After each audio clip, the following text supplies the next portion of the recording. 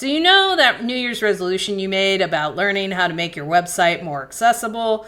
Well, it's almost the end of the year, y'all. It's time to get on it.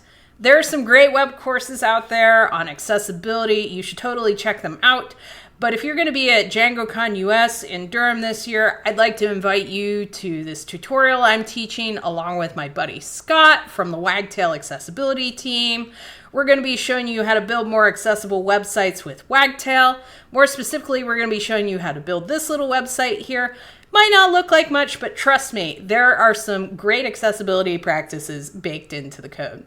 We're also going to be showing you how to use Wagtail's built-in accessibility checker to check for accessibility issues in your code and your content.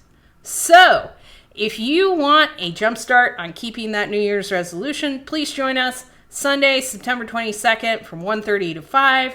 We would love to see you there.